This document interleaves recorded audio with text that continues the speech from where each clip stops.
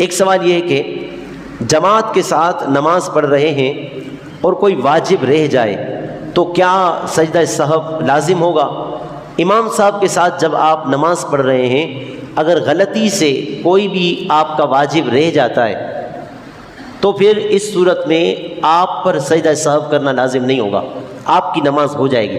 آپ بالکل درست نماز پڑھ رہے ہیں اور امام صاحب نے کوئی غلطی کی تو پھر سب کو سجدہ سہو کرنا ہوگا امام کے ساتھ، کیونکہ امام کی نماز مقتدی کی نماز ہوتی ہے، مقتدی کی نماز امام کی نماز نہیں ہوتی۔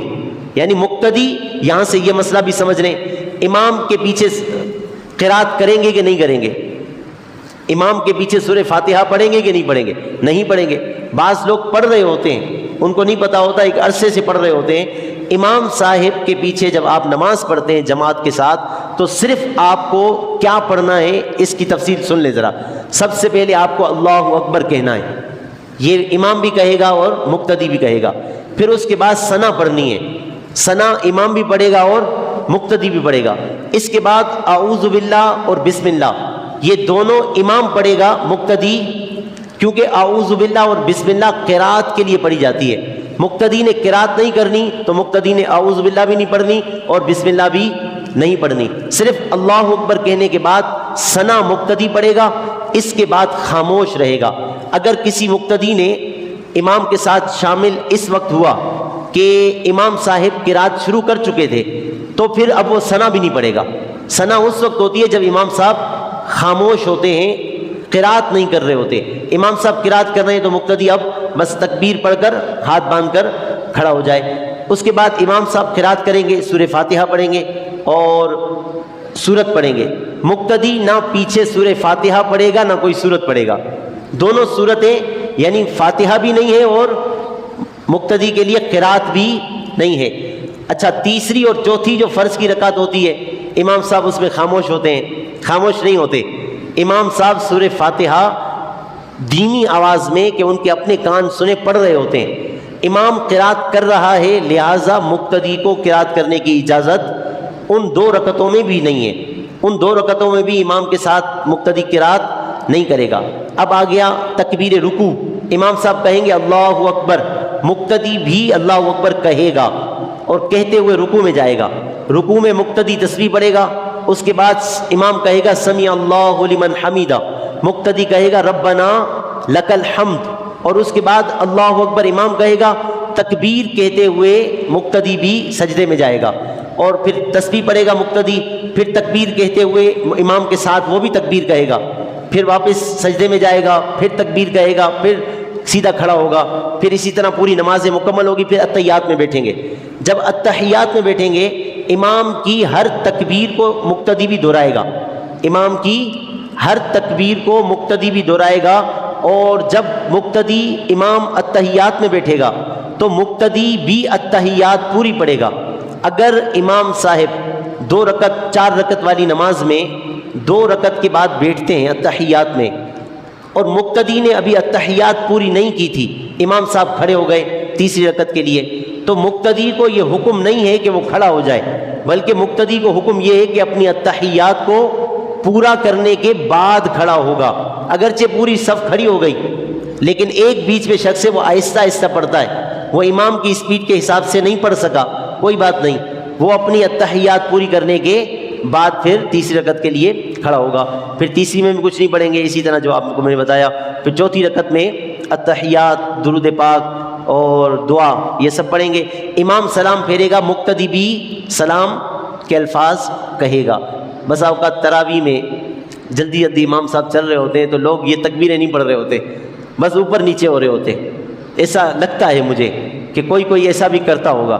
بس امام صاحب نے کہا اللہ اکبر، وہ نیچے چلا گیا، سمیع اللہ لمن حمیدہ، اللہ اکبر اللہ اکبر، وہ اوپر نیچے ہو رہے ہوتے ہیں امام کے ساتھ، لیکن تکبیریں نہیں پڑھ رہے ہوتے۔ امام کے ساتھ تکبیر پڑھنا کیا ہے؟ یہ سنت ہے۔ امام جو تکبیر کہتا ہے وہ تکبیر آپ کو بھی ساتھ میں ہلکی آواز میں کہنی ہوتی ہے۔ یہاں سے ایک اور مسئلہ یاد آیا، نماز جنازہ کی تکبیریں۔ نماز جنازہ کی تکبیر جو امام کہتا ہے اگر مقتدی نے نہیں کہی اس نے نماز جنازہ پڑھا ہی نہیں، وہ تکبیریں ضروری ہیں۔ اگر نماز جنازہ کی تکبیر مقتدی نے نہیں پڑھی تو پھر نماز مقتدی کی ہوگی ہی نہیں۔ اس لیے کبھی کبھی میں جنازہ پڑھاتا ہوں نا تو بالکل صفیں ملی ہوتی ہیں، امام کے ساتھ چپکے ہوتے ہیں لوگ، بالکل پیچھے ہی ہوتے ہیں، قدم سے پیچھے ہی، تو مجھے کبھی کبھی محسوس ہی نہیں ہوتا کہ پیچھے کوئی تکبیر پڑھ رہا ہے۔ یعنی اتنی آواز، ہلکی آواز تو ہونی چاہیے بندے کی کہ خود اپنے کان سنیں۔ امام جب اللہ اکبر کہتا ہے تو پیچھے والے بھی اللہ اکبر کہیں، لیکن بہت سارے لوگ کہتے نہیں ہیں۔ اور ایک بات اور یاد رکھیں، جب بھی شریعت نے یہ کہا ہے نا کہو یا پڑھو، تو اس سے مراد ہوتا ہے اتنی آواز میں پڑھنا کہ آپ کے کان سن لیں۔ اتنی آواز کم از کم ہونی چاہیے کہ آپ کے کان سن لیں۔ بعض لوگ نماز پڑھتے ہیں اس انداز سے،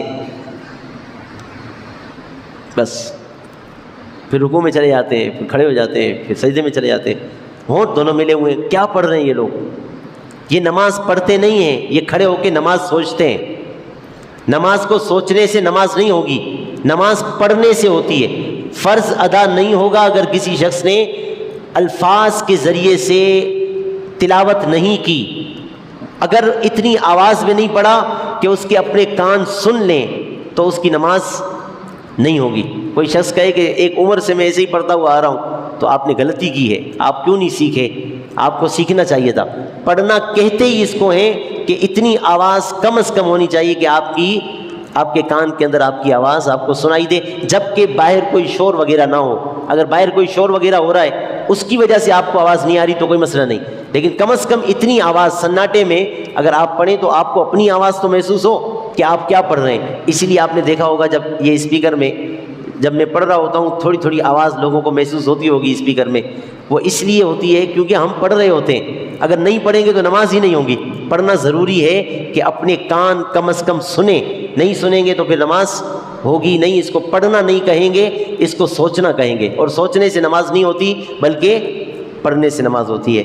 اب دیکھیں اس مسئلے کو کہ امام کے ساتھ اگر کسی نے غلطی کی، کوئی واجب رہ گیا اس کا، تو اس کی نماز میں کوئی اثر نہیں پڑے گا، اس کی نماز ہو جائے گی۔ ایک سوال یہ ہے کہ وتر پڑھتے وقت تیسری رکعت میں سورت پڑھ کر رکوع و سجدہ کر لیا، پھر یاد آیا کہ دعائے قنوت نہیں پڑھی تو پھر کیا کریں؟ یعنی 3 رکعتیں جب وتر پڑھ رہے تھے عشاء کے بعد کی، تیسری رکعت میں تکبیر قنوت بھی نہیں پڑھی اور دعائے قنوت بھی نہیں پڑھی، اور رکوع میں چلے گئے، پھر سجدہ کر لیا، پھر یاد آیا کہ میں تیسری رکعت میں تو قنوت پڑھنی تھی، تکبیر کرنی تھی، اب کیا کریں؟ تو اب واپس آنے کی کوئی ضرورت نہیں ہے، تیسری رکعت مکمل کریں، آخر میں سجدہ سہو کریں گے تو نماز ہو جائے گی۔ آخر میں سجدہ سہو کریں گے۔ سجدہ سہو کیسے کرتے ہیں؟ التحیات پوری پڑھ کر، یا درود شریف اور دعا، یہ سب ٹوٹل جو کچھ ہے وہ سب پڑھ کر، التحیات پڑھ کے بھی کر سکتے ہیں اور پورا مکمل پڑھ کر بھی کر سکتے ہیں، یا صرف التحیات پڑھیں، التحیات پڑھ کے ایک طرف سلام پھیریں گے، اس کے بعد اللہ اکبر کہہ کر 2 سجدے کریں گے، 2 سجدے کر کے واپس بیٹھیں گے التحیات میں، دوبارہ سے التحیات پڑھیں گے، پوری التحیات پڑھنے کے بعد پھر دوبارہ دونوں طرف سلام پھیریں گے، تو سجدہ سہو کے ساتھ نماز بالکل درست ہو جائے گی۔ ایک سوال یہ ہے کہ روزے کی افطار کی دعا کب پڑھنی چاہیے؟ روزہ کھولنے سے پہلے یا بعد میں؟ تو دیکھیے بعض لوگوں کو یہ نہیں پتہ ہوتا، وہ پہلے دعا کرتے ہیں بعد میں افطار کرتے ہیں۔ اصل حدیث پاک کے مطابق اور دعا کے ترجمے کے مطابق اگر آپ دیکھیں، نبی پاک صلی اللہ علیہ وسلم کی یہ سنت ہے کہ آپ صلی اللہ علیہ وسلم روزہ افطار کرنے کے بعد دعا پڑھتے تھے، روزہ افطار کرنے کے بعد دعا پڑھتے تھے۔ آپ دعا کا ترجمہ دیکھیں، اللہم انی لک صمت، اے اللہ بے شک میں نے تیرے لیے روزہ رکھا، وبک آمنت، اور تجھ پر ایمان لایا، وعلیک توکلت، اور تجھ پر بھروسہ کیا، وعلی رزقک افطرت، اور تیرے دیے ہوئے رزق سے افطار کیا۔ افطار کیا، اس کا مطلب دعا کب ہے؟ افطار کرنے کے بعد، افطار سے پہلے دعا نہیں ہے۔ افطار سے پہلے اللہ تعالیٰ سے اپنے لیے دعا مانگ سکتے ہیں، لیکن یہ جو دعا پڑھی جاتی ہے یہ کب پڑھی جائے گی؟ افطار کرنے کے بعد۔ اگرچہ ایک کھجور کھا لیں، تھوڑا سا پانی پی لیں، افطار ہو گئی، اب آپ دعا پڑھیں، اللہم انی لک صمت وبک آمنت وعلیک توکلت وعلی رزقک افطرت، یا اللہ میں نے تیرے لیے روزہ رکھا تجھ پر ایمان لایا، تیرے اوپر بھروسہ کیا اور تیرے ہی دیے ہوئے رزق سے افطار کیا۔ تو افطار کی جو دعا ہے وہ روزہ کھولنے کے بعد پڑھی جائے گی۔ افطار سے پہلے دعا کر سکتے ہیں، اس میں کوئی حرج نہیں ہے، اور اچھا وقت ہے افطار کا وقت جو ہوتا ہے اس وقت دعائیں کرنی چاہیے۔ ایک سوال یہ ہے کہ نابالغ بچہ روزہ رکھ کر پورا نہ کر سکا اور توڑ دیا تو کیا اس بچے پر بھی کفارہ ہوگا؟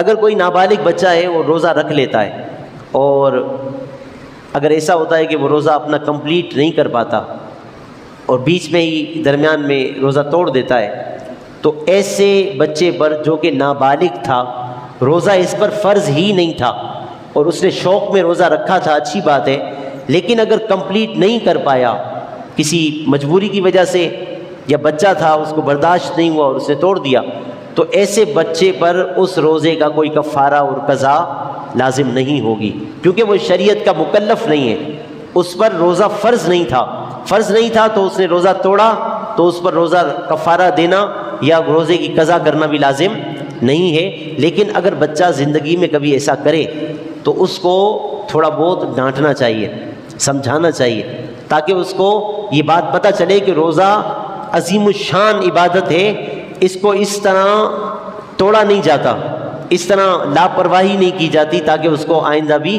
اس کا خیال رہے اور اس میں بچہ احتیاط کرے۔